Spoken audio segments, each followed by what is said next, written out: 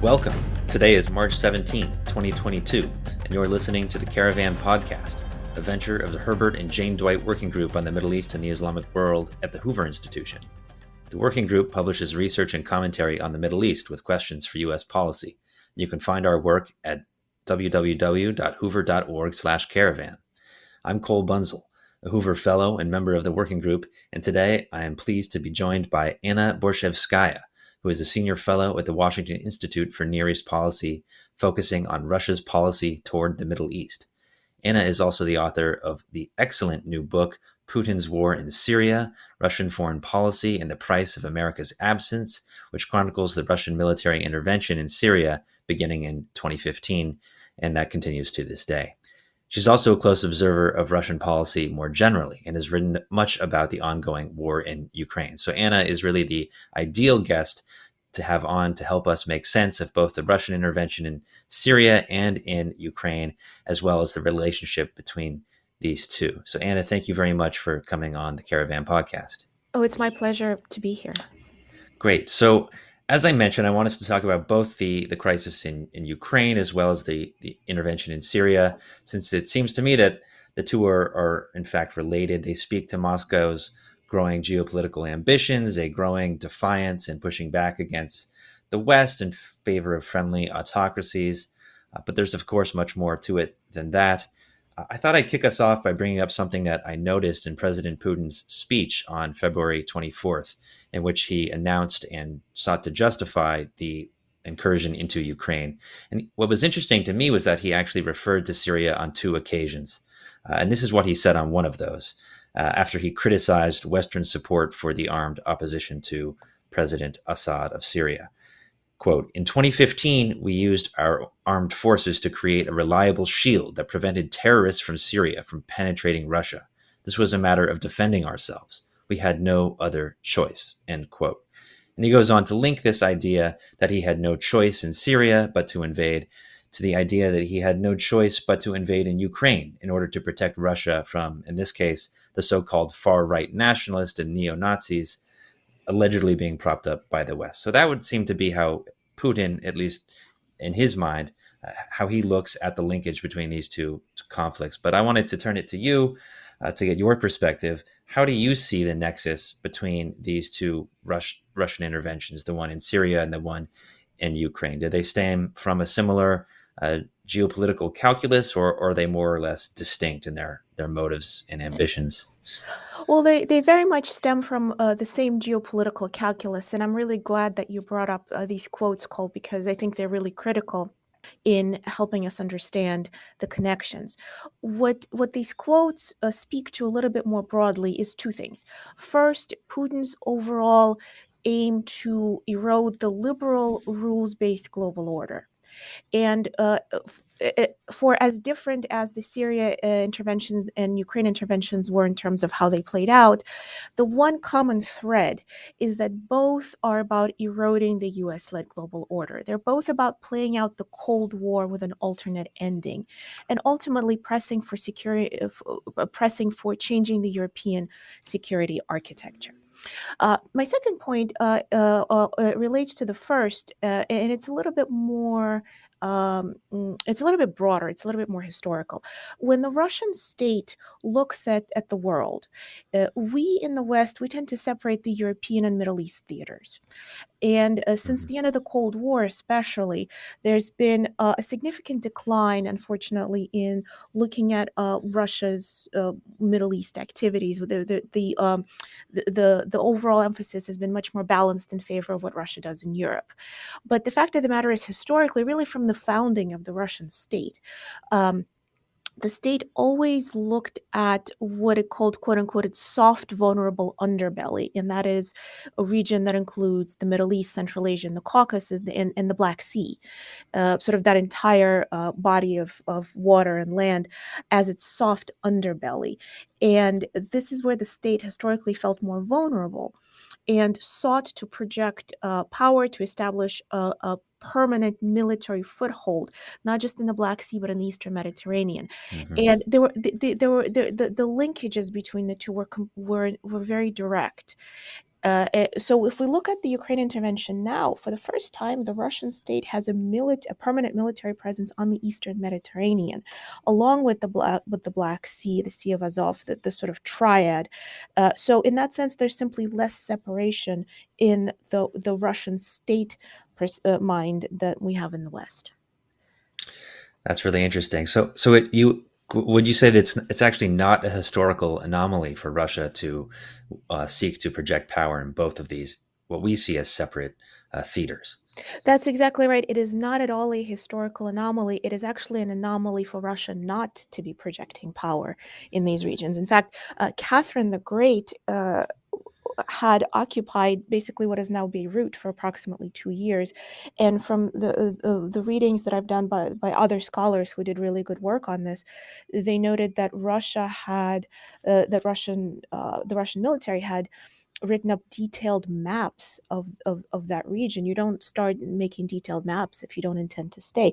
But historically, what had happened was while Catherine the Great was able to establish the base in Sevastopol and they were able to push much more decisively into the Black Sea and other bodies of water, the Eastern Mediterranean tended to escape uh, the Russian state on a more permanent basis. But this is where you saw the Soviet Union trying again with the Fifth Escadra. It's a repeated theme. And the Hmm. permanent military agreement that Russia has for at least the next 50 years, that is unique to Vladimir Putin. Okay, so let's revisit some more about the war in Syria, which you've written about at length. I think it's important to bring this up because a lot of Americans are simply unaware of the extent of the Russian military intervention in Syria. So, could you discuss the scope of Putin's intervention there, when it began, and what he's been aiming to achieve in intervening in Syria? Sure. So first and foremost, it's important to note that Putin did not simply appear on the Syrian scene with a military intervention. He began supporting Assad in multiple ways, in all ways really short of a military intervention, from the moment protests broke out throughout Syria as part of the wave of the Arab Spring. And even Mhm. in the earlier years, it's important to note that Putin had worked to return Russia to the Middle East. So it's not as if there was no Russia and all of a sudden there was Russia. It was really the next logical conclusion of Okay. all the other steps that Russia had taken to date.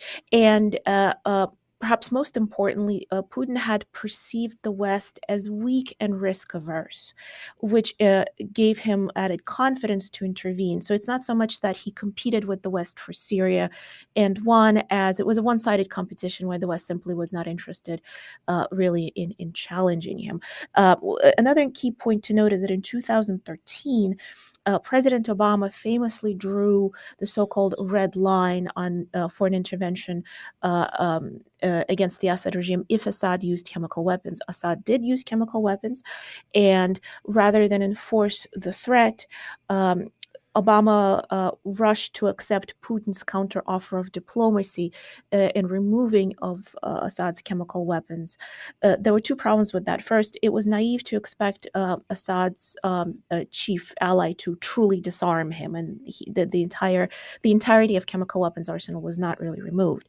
And second, the world saw that the United States was not going to follow through on a threat, and both allies and adversaries alike drew certain conclusions from that.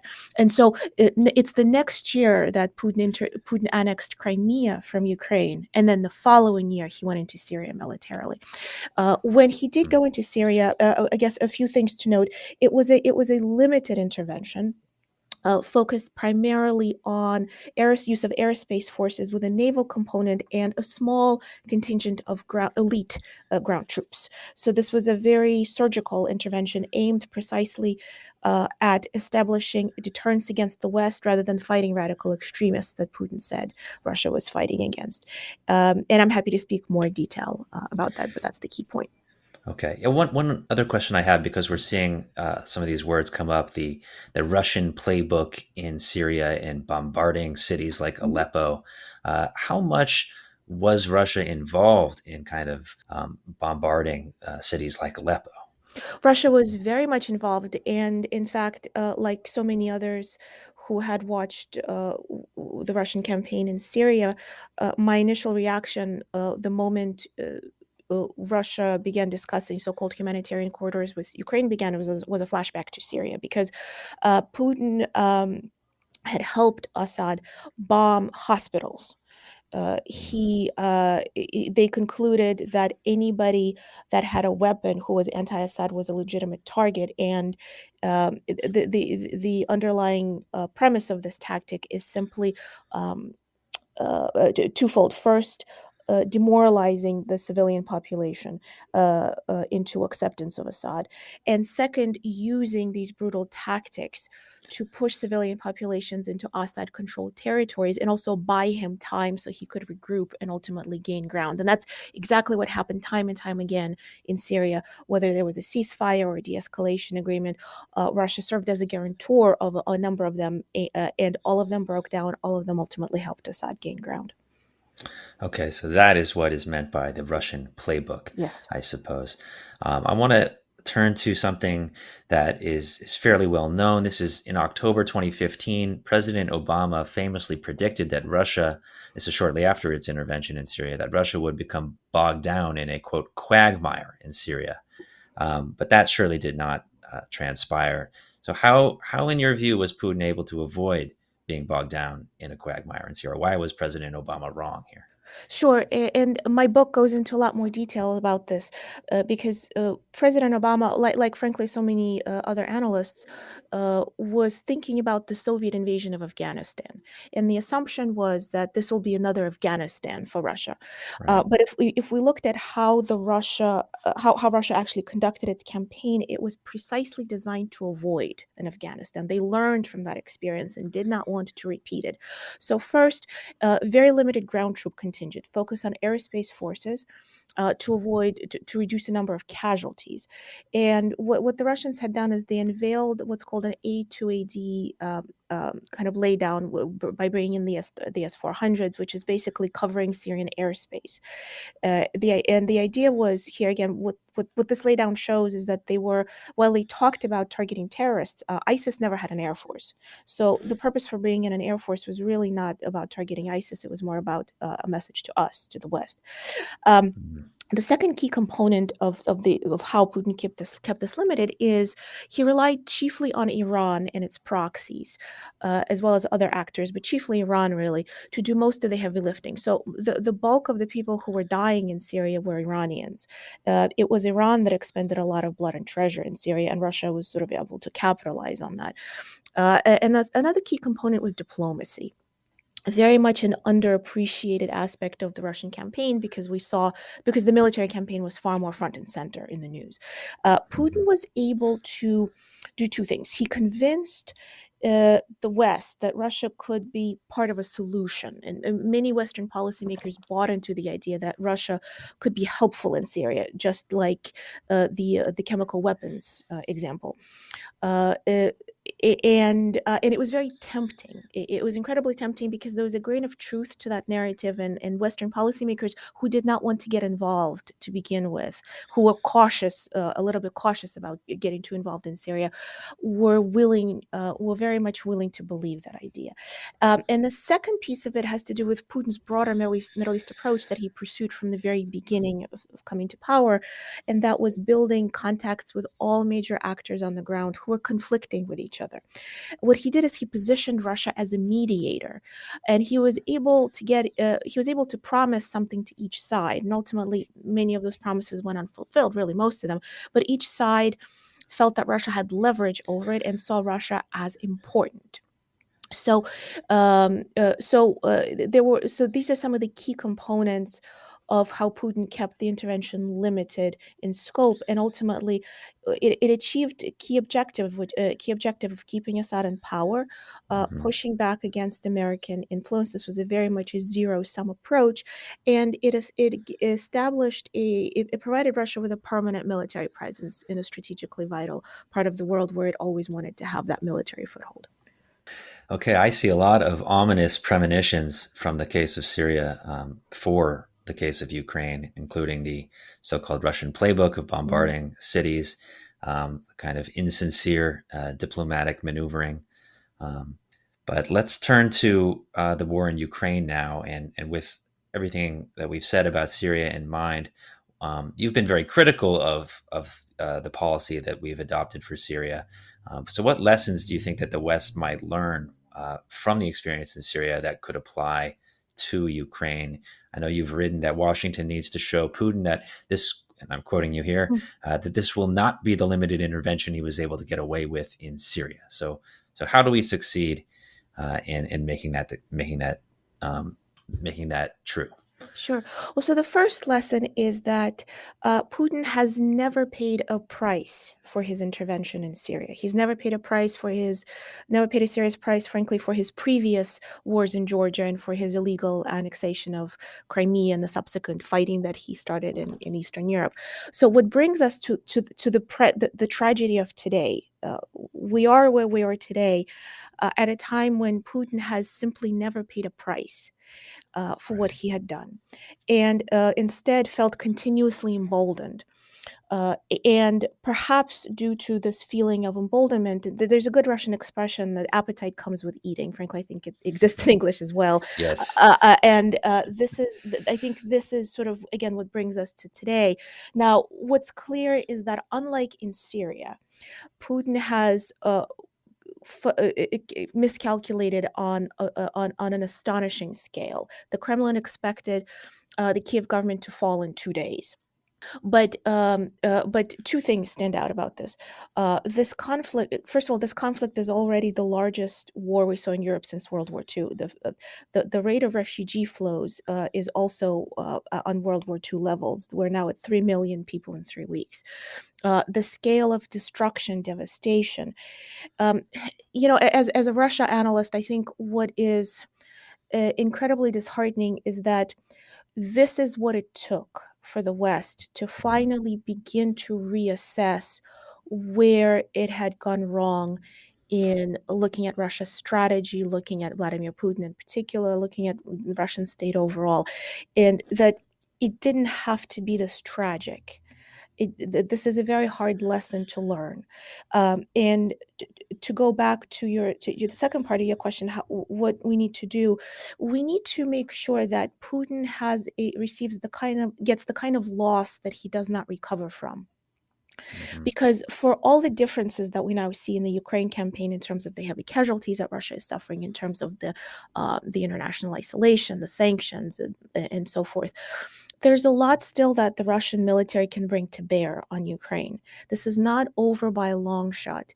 And this is why you see Zelensky pleading for more weapons. What concerns me is that as the rate of refugees as the flow of refugees continues, experts predicted it would be in 5 to 10 million even before the fighting started. And given that we're at 3 million right now, that's a very realistic scenario. Given the scale of devastation, all of these elements. Remember, Putin will never go where refugee crises go unweaponized. This is another tactic that he utilized in Syria. Right. Um, all of these tactics will create pressure on Western leaders and on Zelensky himself to try to come to a negotiated settlement. And my concern is that if this settlement doesn't fundamentally give Putin a loss, it will only be a matter of time before he tries another military incursion again. So, in other words, sort of a wounded Putin, uh, but Mhm. one who can return will only be a Putin who will return. And what that will mean is that all these tragic deaths that we saw in the last 3 weeks, all this destruction, ultimately will have been for nothing. Okay, so as we speak, British intelligence has been assessing that the Russian advance has largely been stalled. The Pentagon is estimating that more than 7,000 Russian troops have been killed since the start of the war 3 weeks ago, Mhm. which is more than all the American Yeah. troops killed in 20 years of war in Iraq and Afghanistan combined. So I guess the question I want to pose to you here is the Russian invasion of Ukraine going to be the quagmire that President Obama had predicted for Syria? Mhm. Yeah, another point I'd like to bring up just for context. Sure. Throughout the entire Soviet invasion of Afghanistan, officially at least, obviously, we will never know real numbers, but officially, the Soviet Union lost 15,000 troops in the decade of fighting in Afghanistan. And so, if you compare that number to Russia's current troop losses, that is also pretty astounding. Yeah. And that was a 10-year intervention. Exactly, that was a Yeah. 10-year intervention, and this is 3 weeks. So this really provides you the full context for what losses Russia is really suffering. Ukraine very well could turn into another quagmire for Putin. The problem is it can also turn into a quagmire for us as well. There's still so many unanswered questions here in terms of how this fighting is going to end. Journalists, often want to know how is this going to end. Since the fighting really began, journalists were asking me almost immediately, how is this going to end? And we still don't quite know how this is going to end. Here's what we do know. Liberal institutions, chiefly the United Nations, which were post-war liberal institutions that were designed to prevent war, had shown to everybody that they failed. They failed to act as they were intended. Uh, so the very fact that we could not prevent this war is an incredible blow to liberalism as we envisioned it after World War II. Uh, Ukraine, there's a question of Ukraine reconstruction. How will Ukraine will be rebuilt? Who will be paying for it? What will a final settlement look like? And this goes back to my earlier point. What kind of a peace settlement will there be? Uh, Analysts often ask about off ramps for Russia. Also, Russia doesn't like to take off ramps. They like to give off ramps to others. And so, Mm. if the peace, as we speak right now, there are negotiations between the Ukrainian and Russian teams um, about so-called "quote unquote" neutrality for Ukraine. I'm not. I'm very skeptical that these talks will yield any positive results. But if Putin succeeds at taking certain strategic parts of Ukraine, militarily, the most successful military campaign in Ukraine was in Ukraine's south, which is connected to the Black Sea. And if Mhm. Russia takes control of those territories, it will be an incredible blow to Ukraine's economy, could render it economically inviable. You can envision a rump state in Ukraine's west, for example, right, with insurgency that the Right. West is going to support, with a government in exile that the West is going to support. And yes, a situation like that will, of course, be an incredibly draining on Russia's resources, but it will also be very difficult for us. And what I'm seeing happening right now is also there's this sort of euphoria because of how well the Ukrainian military seems to have been doing. They've been pushing back, but a lot of these tactical wins did not yield to real victories on the ground. That's first Hmm. point. And the second point, again, by focusing so much on the fact that Putin has already lost, which again I do think I do think is correct in many ways, we are also deflecting from the fact that we've lost here as well already. Okay, so perhaps we can conclude by talking about some of the ramifications that the Ukraine war seems to have in store for the Middle East. We've heard a lot about how Russia has recently pulled its support, at least temporarily, for relaunching the Iran nuclear deal. Some of our allies in the Middle East, including Israel and the UAE, have not shown the kind of condemnation of Russia that we might like to see. I'm wondering how do you see the ramifications of this conflict in Ukraine playing out for the Middle East? Another thing I can't help but think about is that the United States and Russia have forces that are deployed in northern Syria. There could be potentially some kind of retaliation in a worst case scenario. What do you think? Yeah, well, first, I think the examples that you point to are very important. And what they point to is a number of shortcomings of our foreign policy in the Middle East for approximately the last decade, really since the time when President Obama announced a so-called pivot to Asia, which made our allies in the Middle East very nervous about our commitment to the region. This has been now a bipartisan trend in our foreign policy since that moment. And so our allies have been diversifying their foreign policy.